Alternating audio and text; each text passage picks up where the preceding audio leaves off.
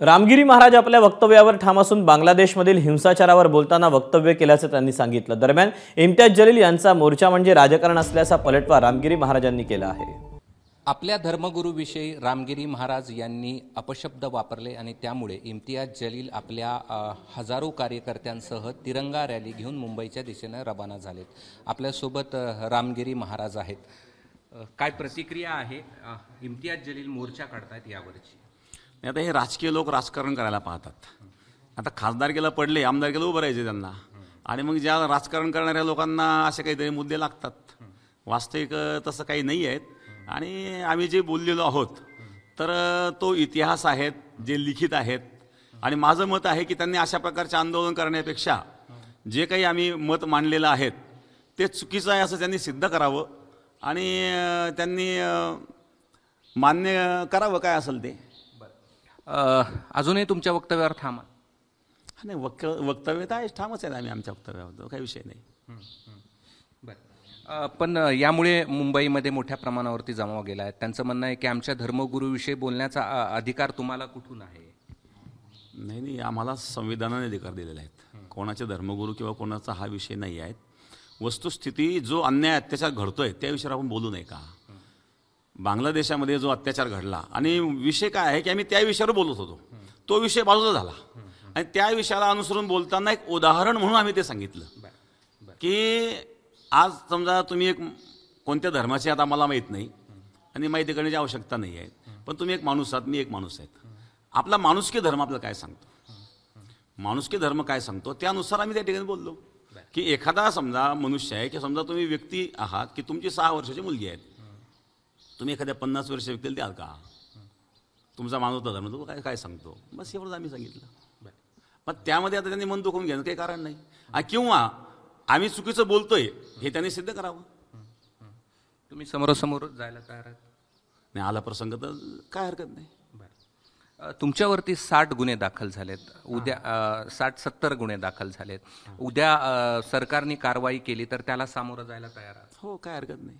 माझा संविधानावर विश्वास आहे, माझा देशाच्या न्यायव्यवस्थेवर विश्वास आहे, आणि मला तर असं काही वाटत नाही आहे की आपण असं काही कायद्याच्या दृष्टिकोनातून काही चुकीचं बोललो आहे असं।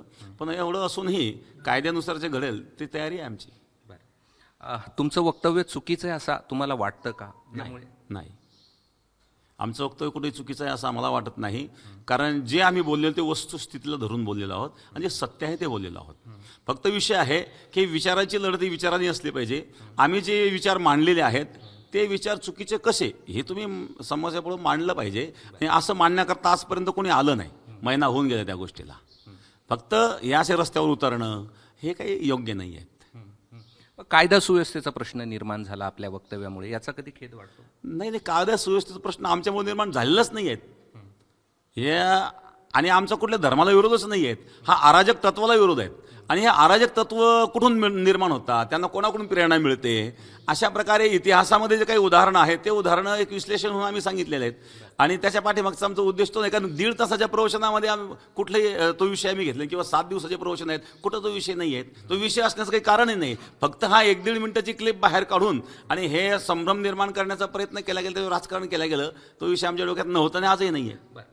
एक शेवटचा प्रश्न असा आहे की त्यांचं असं म्हणणं आहे की त्यांचे काही जे धर्मप्रचारक आहेत त्यांनी एखादा शेर म्हटला तर त्यांना 1 वर्षाची जेल होते, मात्र धर्माविषयी अशा पद्धतीने बोलून आपल्यावरती कारवाई करत नाहीत, उलट मुख्यमंत्री येऊन आपल्याला इथे येऊन संरक्षण देतात।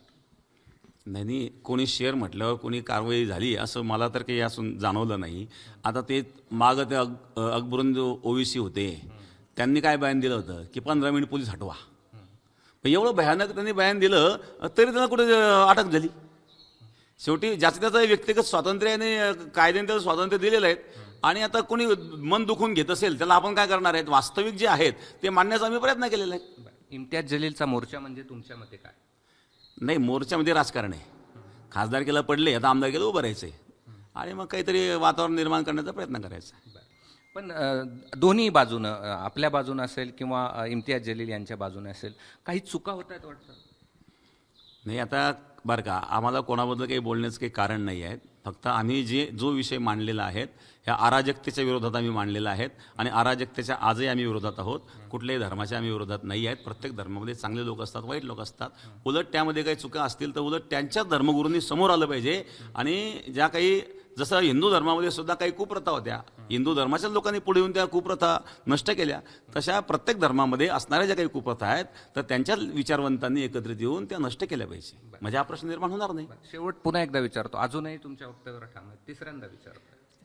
फक्त ठाम आहे. धन्यवाद. हे होते रामगिरी महाराज आणि त्यांनी जे वक्तव्य केलं आहे त्यावर जो आज मुंबईमध्ये मोर्चा निघतो आहे त्यावरची त्यांची ही प्रतिक्रिया आहे. इम्तियाज जलील हे राजकारण करतायत, त्यांना आमदारकी लढायचे आणि त्यामुळे हा मोर्चा असल्याचं त्यांनी म्हटलेलं आहे. कॅमेरामन धनंजय दारुंटेसह मी कृष्णा केंडे, एबीपी माझा, छत्रपती संभाजीनगर. एबीपी माझा, उघडा डोळे बघा नीट.